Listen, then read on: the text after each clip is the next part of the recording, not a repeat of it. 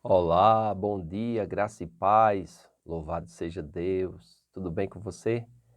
Tudo bem com sua família? Chegamos a 1 Samuel, capítulo 5.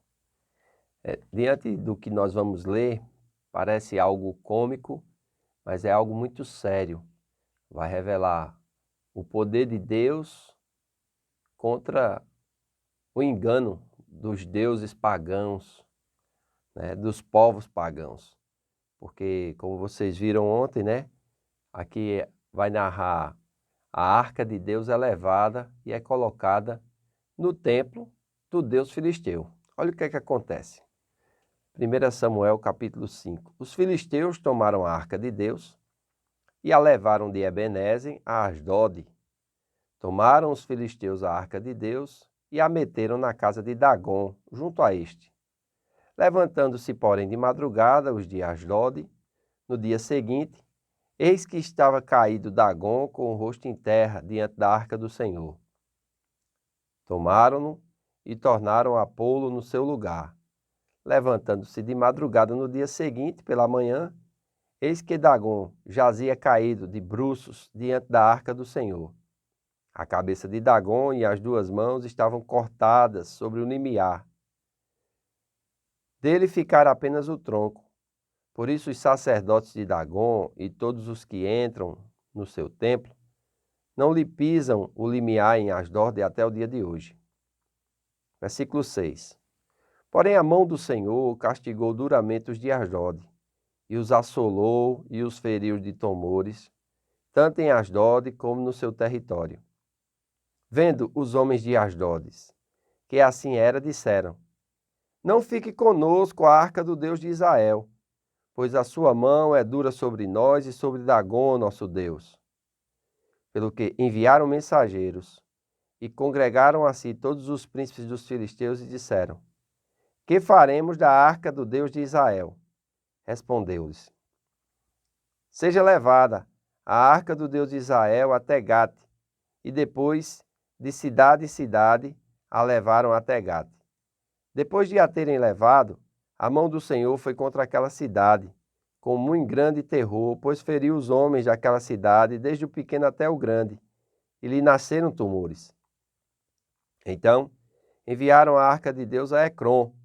Sucedeu, porém, que, em lá chegando, os ecronitas exclamaram, dizendo: Transportaram até nós a arca de Deus de Israel, para nos matarem, a nós e a nosso povo? Então enviaram mensageiros e congregaram a todos os príncipes dos filisteus e disseram: Devolvei a arca do Deus de Israel e torne para o seu lugar, para que não mate nem a nós, nem ao nosso povo, porque havia temor de morte em toda a cidade, e a mão de Deus castigara duramente ali. Os homens que não morriam eram atingidos com tumores, e o clamor da cidade subiu até o céu. 7 meses esteve a arca do Senhor na terra dos filisteus. Estes chamaram os sacerdotes e os adivinhadores e lhes disseram: Que faremos da arca do Senhor? Fazei-nos saber como a devolveremos para o seu lugar.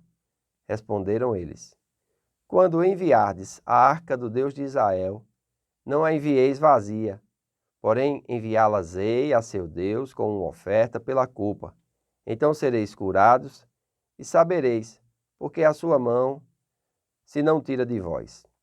Então disseram: Qual será a oferta pela culpa que havemos de apresentar? Responderam: Segundo o número dos príncipes dos filisteus, 5 tumores de ouro, 5 ratos de ouro, porquanto a praga é uma e a mesma sobre todos vós, e sobre todos os vossos príncipes. Fazeis umas imitações dos vossos tumores e dos vossos ratos, que andam destruindo a terra, e dai glória ao Deus de Israel. Porventura, aliviará a sua mão de cima de vós, e do vosso Deus e da vossa terra. Por quê? Pois endurecereis o coração, como os egípcios e Faraó endureceram o coração. Porventura, depois de os haverdes tratado tão mal, não os deixaram ir? Eles não se foram? Agora, pois, fazeis um carro novo, tomais 2 vacas com crias, sobre as quais não se pôs ainda jugo, e atai-as ao carro. Seus bezerros levá-lo-eis para casa. Então tomai a arca do Senhor e pondo-a sobre o carro, metei num cofre ao seu lado as figuras de ouros que lhe haveis de entregar como oferta pela culpa, e deixai aí. Reparai, se subir pelo caminho, rumo do seu território a Bet-Semes, foi ele que nos fez este grande mal. Se não, saberemos que não foi a sua mão que nos feriu, foi casual o que nos sucedeu. Assim fizeram aqueles homens, e tomaram 2 vacas como cria e as ataram ao carro, e com os seus bezerros encerraram em casa. Puseram a arca do Senhor sobre o carro, como também o cofre com os ratos de ouro e as imitações dos tumores. As vacas se encaminharam diretamente para Bet-Semes, e andando e berrando, seguiam sempre por esse mesmo caminho, sem se desviarem nem para a direita nem para a esquerda. Os príncipes dos filisteus foram atrás delas até o território de Bet-Semes.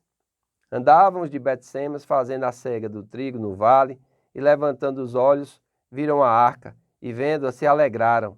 O carro veio ao campo de Josué, o Bet-Semita, e parou ali, onde havia uma grande pedra. Fenderam a madeira do carro e ofereceram as vacas ao Senhor em holocausto. Os levitas desceram a arca do Senhor, como também o cofre que estava junto a ela, em que estavam as obras de ouro, e os puseram sobre a grande pedra. No mesmo dia, os homens de Bet-Semes ofereceram holocaustos e imolaram sacrifícios ao Senhor. Viram aquilo os 5 príncipes dos filisteus e voltaram para Ecrón no mesmo dia. São estes, pois, os tumores de ouro que enviaram os filisteus ao Senhor como oferta pela culpa. Por Asdodes, por Gaza, outro, por Asquelon, outro, por Gate, outro, por Ecrón, outro. Como também os ratos de ouro, segundo o número de todas as cidades dos filisteus, pertencente aos 5 príncipes, desde as cidades fortes até aldeias campestres. A grande pedra sobre a qual puseram a arca do Senhor, até o dia de hoje, no campo de Josué, o Bet-Semita. É interessante nós vermos isso aqui, como aqueles povos, eles eram assim, devotos aos seus deuses, mesmo aos deuses que não eram deuses. E isso acontece hoje também. Nós vemos as pessoas devotas, né? Vocês sabem que nós fomos evangelizados pelos jesuítas, né? E temos no nosso país a questão da devoção como algo muito importante. E as pessoas, elas se devotam àquilo que elas creem, né? Fazem suas festas sacras, têm os seus dias santos. E é interessante isso aqui, porque os filisteus, eles vencem uma grande batalha, levam a arca de Deus, colocam no templo do seu Deus, e o que é que acontece? O seu Deus cai prostrado diante da arca do Senhor. Os seus príncipes e as cidades aonde a arca vai é acompanhado de pragas, de tumores, de pestilências. Então, eles vão consultar e veem que a arca, para eles, não servia de bem algum. Na verdade, trazia a lembrança do juízo de Deus sobre eles. Então, eles resolvem devolver a arca da aliança, né? E mandam ofertas, fazem expiação pelo pecado. O território de Bet-Semes, aonde eles mandam, né, estava localizado a cerca de 19 quilômetros da cidade filisteia de Ecrón. Que essas vacas andassem 19 quilômetros tomando o caminho mais direto, sem se desviarem nem para a direita nem para a esquerda, era um milagre, grande o suficiente para convencer os filisteus de que os seus problemas vinham das mãos dos deuses de Israel. Já pensou o povo colocar a culpa pelos seus problemas em Deus, por estarem fazendo algo que era errado, né? Eles roubaram a arca de Deus do povo de Israel. Mas eles sabiam da história, eles sabiam das pragas no Egito, eles sabiam como Deus, com mão forte, libertou o seu povo do cativeiro de Faraó. Então eles fazem isso, devolvem, e a arca chega a Quiriat-Jearim. Nós vamos ver a exortação de Samuel ao arrependimento e a vitória sobre os filisteus. Mas isso é comentário para o vídeo de amanhã, amém? Hoje nós tivemos uma leitura longa, mas é importante nós entendermos que a presença de Deus que abençoa, se essa presença for manifesta num lugar onde as pessoas não estão ali protegidas pelos deuses de Israel, ela pode trazer juízo, morte e condenação. É o caso de Ananias e de Safira, que mentiram ao Espírito Santo e foram mortos imediatamente por causa da grande manifestação do poder de Deus e por causa também da unção de Deus que estava presente naquele lugar e sobre aqueles líderes da igreja primitiva. Então é muito importante nós entendermos isso e sabermos que o nosso Deus, ele é Deus poderoso. Aleluia! Amém? Quero convidar você e sua família a estarmos hoje à noite na casa do oleiro. A partir das 19h30 nós estaremos na nossa casa de oração. Venha orar conosco. Às 20 horas teremos nossa escola bíblica. Estamos aprendendo sobre a vida abundante. Faço votos por tua prosperidade e saúde, assim como é próspera a tua alma. Que Deus nos abençoe e até amanhã.